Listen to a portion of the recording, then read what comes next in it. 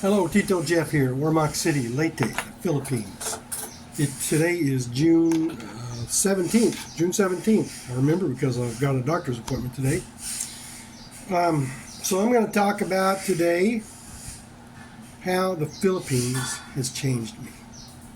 Has it changed me? Yes, it has. It's different living here. And anytime you move to a new place, you have to make some adjustments. And I've made a lot of adjustments since living here. First of all, I think I'm more patient than I used to be. I'm patient with Maricel. I have to learn to be patient with my wife and my child. Patient, standing in line to pay my bills or to check out at the grocery store. You have to be patient. Hurry up and wait. Yeah, sometimes.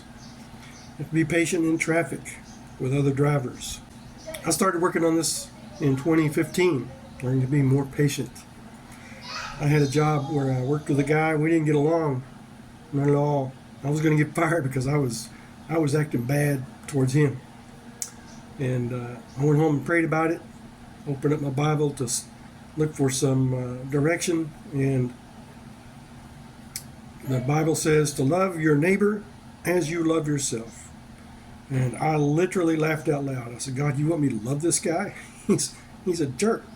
And I said, well, to myself, I said, well, there must be something different. So I looked in further in the Bible, and the Bible says love is not a good feeling about someone, but love is patient, love is kind, it does not envy, it does not boast, it is not proud or rude, it is not self-seeking, it is not easily irritated. That's in 1 Corinthians chapter 13, verses 4 through 8.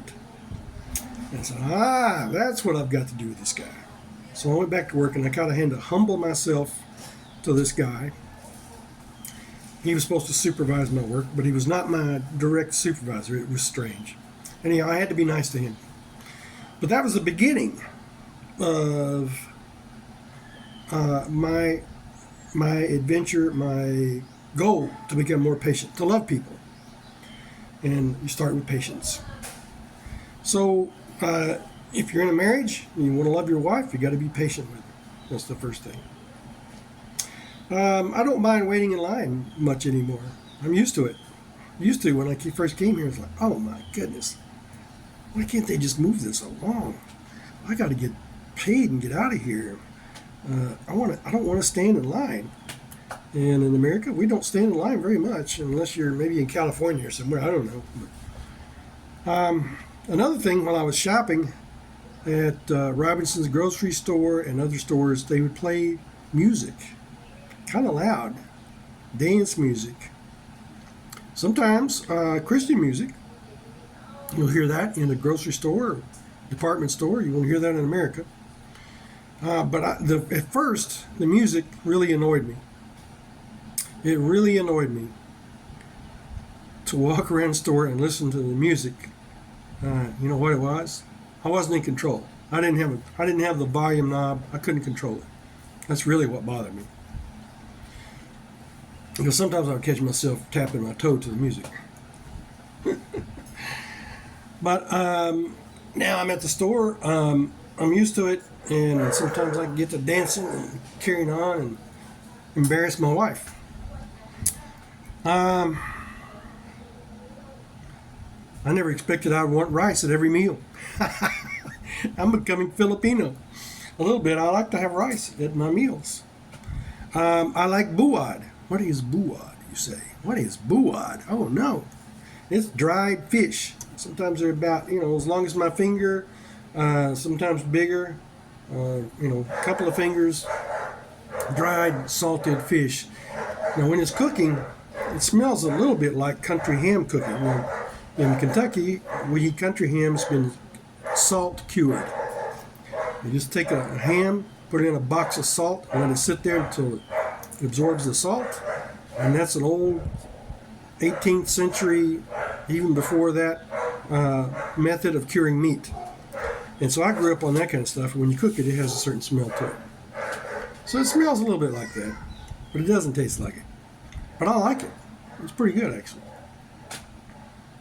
I am happier in the Philippines than I was in America because of, number one, my wife, my child, and my family here. I have good relationships here, supportive relationships. My wife takes good care of me. She just comes up. Sometimes it's good to have someone to rub you on the shoulder. She fixes my old raggedy underwear. Sometimes she'll get out the needle and thread and sew it up. I don't have to buy new ones. She saves me money. She cooks for me. She cleans for me. She watches me make sure I don't dress funny when I go out. I don't have my shirt on wrong side out. She just takes good care of me. And she loves to take care of her little house here. I bought a house. My name is not on the title. You know that can't be. But she loves her little house. She takes good care of it. She's as happy as she can be, and she loves me. I don't use toilet paper anymore. Rarely, maybe once in a great while. If I go into, for instance, I go into the SM Center, the mall. I want to use the toilet there. They have toilet paper, not in the bathroom stall. You have to go over by the sink and get what you need and take it with you. So I use it there because they don't have any water to clean my butt with. At home, I use a bidet. In public, I use the Tabo if they have it available, or a bidet. And I like it better. It does a better job. And occasionally, if we're on a trip, going to Cebu City or somewhere, I'll carry a little bit extra with me just in case. I don't know what I'm going to run into. I don't use hot water for bathing. I don't mind it. Now, the water we have here is not potable. You can't drink it. And it's not heated because we don't have a hot water heater. Don't need one, as far as I'm concerned. Because the water lines, not the hot water lines, the public water that's supplied to my house is not far below ground, or it just runs on top of the ground. So we got some galvanized pipe, and it's exposed to the sun.